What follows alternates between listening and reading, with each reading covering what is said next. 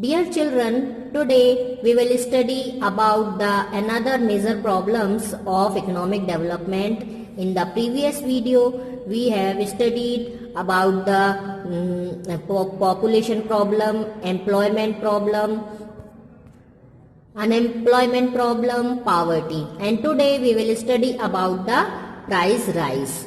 From time to time, the government measures the price rise and effort to check the price rise. To know the price rise, there are wholesale prices to consumer price index. The prices of all produced goods are included in them in the indexes. Efforts are specially made to control the prices of consumer goods like food, clothes and other essential commodities to make the normal life of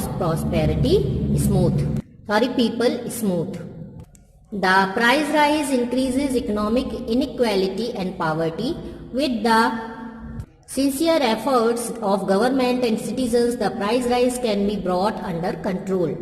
समय समय पर जो government होती है वो जो goods होते हैं, प्रोडक्ट्स होते हैं, उनके प्राइस कितने हाई हो रहे हैं इन पर नजर रखती है और इंडेक्सेस के थ्रू इनको ये प्रोड्यूस गुड्स हैं और बाकी जो चीजें हैं उनका प्राइसेस जो है उनका कैलकुलेशन वो करती रहती है।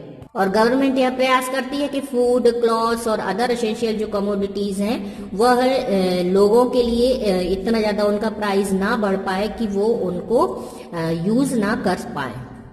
यदि प्राइसेस अप होते हैं तो इकोनॉमिक इनइक्वालिटी और पॉवर्टी बढ़ती है।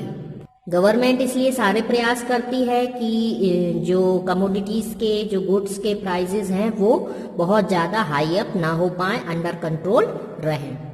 Now, corruption. To get one's work done, people pay cash to a person or any agency. This is called corruption. The corruption creates economic inequality and the poor gets more poor. Expensive elections also are the causes of corruption. अब corruption भी हमारे economic development में एक बहुत बड़ी problem है। यदि कोई व्यक्ति किसी को इस काम के लिए पैसे देता है जो कि वह काम करना उसकी ड्यूटी है, किसी व्यक्ति को या किसी एजेंसी को देता है तो वह करप्शन कहलाता है। करप्शन जो है वो इकोनॉमिक इनइक्वालिटी को, गरीबी को बहुत ज्यादा बढ़ा देती है और गरीबों को और गरीब बना देती है। बहुत ज्यादा एक्सपेंसिव जो इलेक्शन होती हैं वो भी करप्शन का एक कारण होते हैं।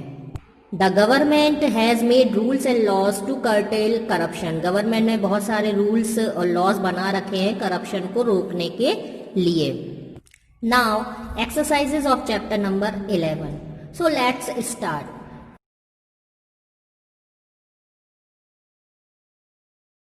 Before explain the exercise, I have to say you that you have to read the chapter deeply and paste the picture where needed in the exercises and in the answers. So let's start.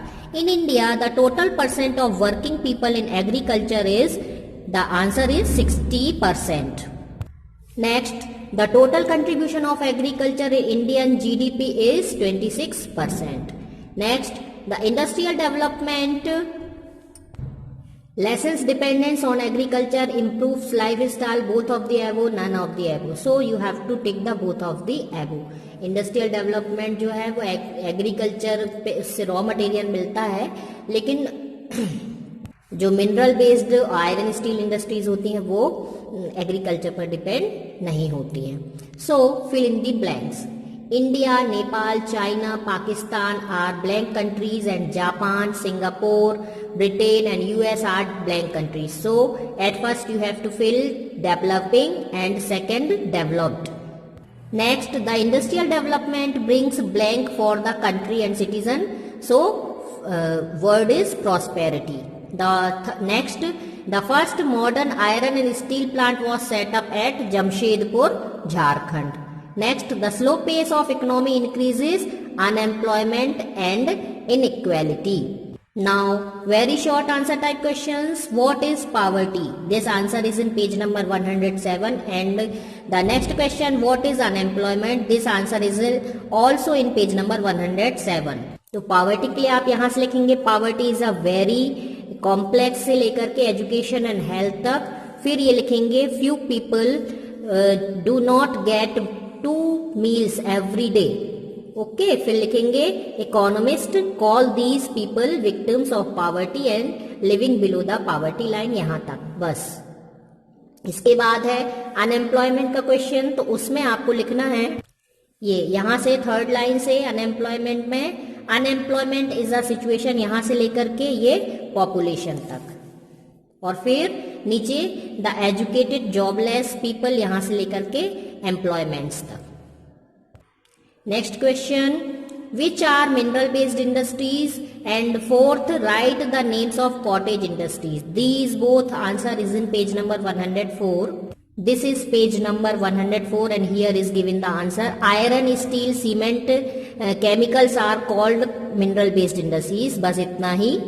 Now cottage industry के लिए आप लिखेंगे cottage and small scale industries are the traditional industries as they need less capital investment and goods are made by the family members, यहाँ तक बस।